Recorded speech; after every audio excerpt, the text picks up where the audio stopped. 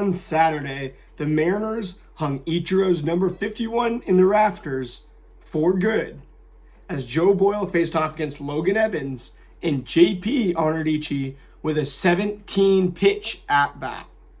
Welcome to the Dom Skiing Channel, your one-stop shop for the Mariners storylines on Seattle's minds. And if you can hear, my voice is raspy yet again this week.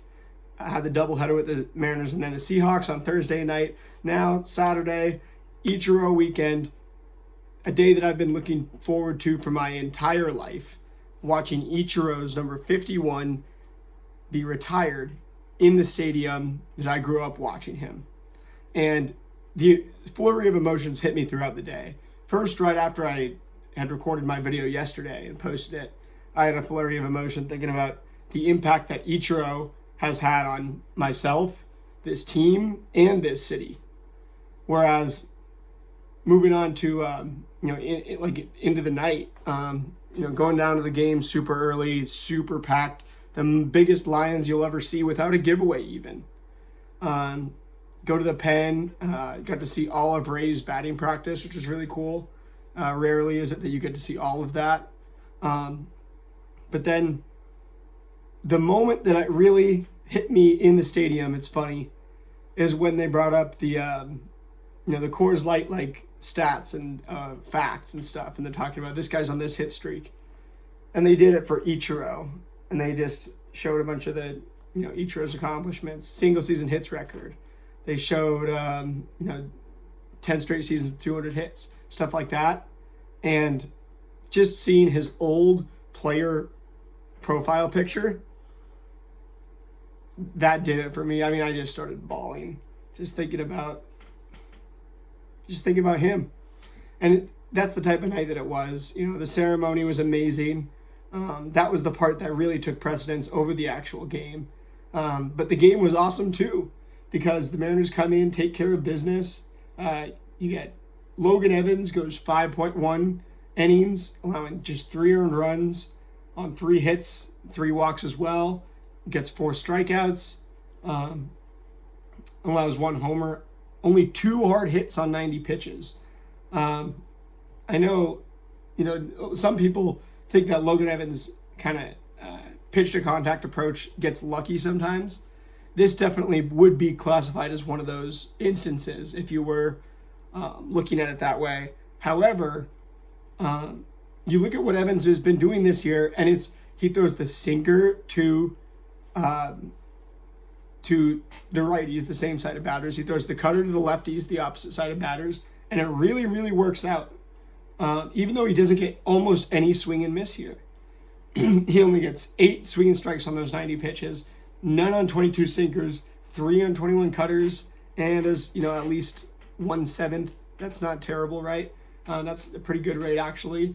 Then 2 on 14 four-seamers, again 1 on 7, 1 on 13 changeups, none on 11 curves, and 2 on 9 sweepers. The sweeper also did get hit hard, though, 105.9 miles an hour. I think that was the homer. And when you look at Logan Evans, he has an approach versus righties. He has an approach versus lefties. He's a little better against lefties throwing that cutter. Against righties throwing that sinker. It's something where I think it's awesome that he came up mid-season, because if you were to have Logan Evans start next year out in the rotation, I think, with a whole offseason of being able to develop a game plan to go against him, that you could really take this guy to town if you were an opposing team. We haven't seen many pitchers do something, a sinker cutter, really matchup-based approach like this and have success for, continued success for years. I can't even speak right now. You don't really have continual success season after season by doing, just by pitching to different handedness, reading the scouting report, which is what Logan Evans kind of is. So I think next year the scouting reports on Logan Evans could grow a lot. You could have teams noticing tendencies on him that are really dead giveaways and make him a guy that certain teams really just have a game plan against. That's the story for Logan Evans. Looking at Joe Boyle, who I was extremely excited to see, 6'8", 250, throwing 98.4 mile an hour average four-seam fastball, and then throwing a 93-mile-an-hour slider. And man, it's wicked, no doubt about that. He gets 5 strikeouts, but walks 5, allows 4 hits, and gives up 6 earned runs in just 3.1 innings, having to use 88 pitches as well, and giving up 3 homers, 2 to Julio, 1 to Cal, and I mean, he's only hard hit 8 times on the 88 pitches, but 3 of them were home runs. And the problem is when you've got so much talent, so much juice on that fastball, the thing is going to fly. I actually, before the game, I was in Edgar's, and I turned to people I was there with, and I said, hey, like, this is a hot day. That 98.4 fastball is going to fly. And fly it did. Cal with a homer, Julio with 2 homers, each of them with 3 RBIs.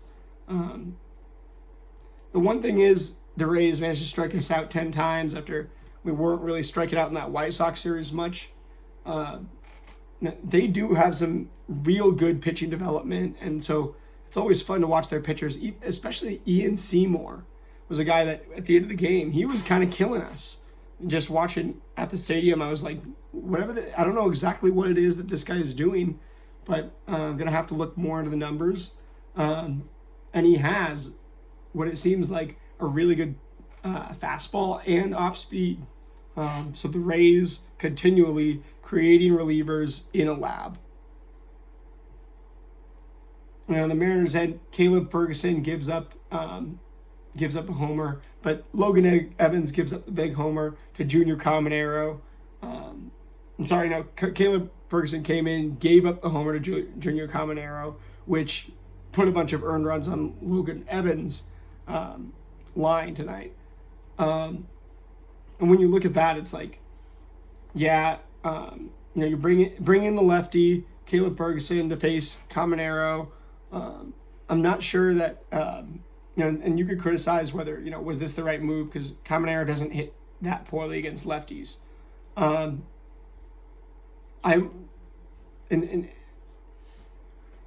don't know. The way I see it, it's like you left him in, you wanted to let him get a quality start. He was 2 outs away from it. Then you bring in Ferguson to face Caminero, and it doesn't work out. Clearly, you want Ferguson to be that contract killer that Gabe Spire is, when Spire isn't always going to be available for us. We're able to save Spire and then use him later in the game here in the 8th inning. But we want Caleb Ferguson to be the contract killer, kind of. I mean, if Gabe Spire is the contract killer, Caleb Ferguson's not going to be Gabe Spire 2.0, but we need another option in that role. He's in the Gabe Spire role. So not a great job from Caleb Ferguson. Didn't get the job done there, but still a guy with nasty stuff.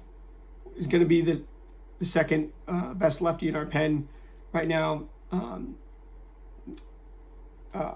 Unless something happens between now and now in the end of August, now in the end of September, I expect that he'll be in that inner circle of bullpen trust, because he's a guy. He's good, and if you're good, the stats will normalize.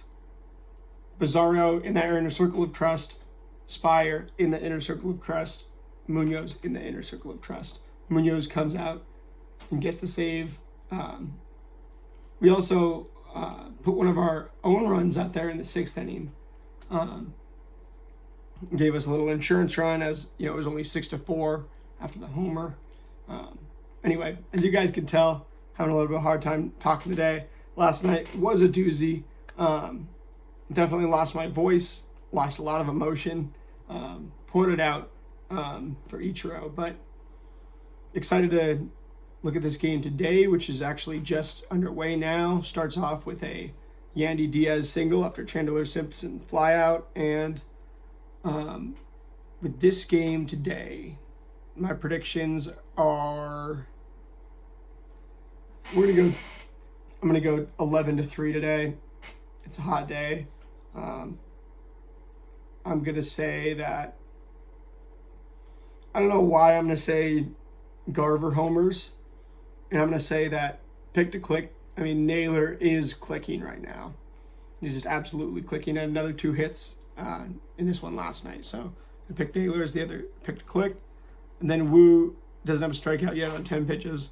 I'm gonna go 7 strikeouts for Wu. Say that hopefully he makes it through 6 scoreless innings. That would be the dream. Anyway, that's gonna do it for me here today. I will see you guys later to recap the finale of Ichiro weekend right here. Abadam scheme, go M's.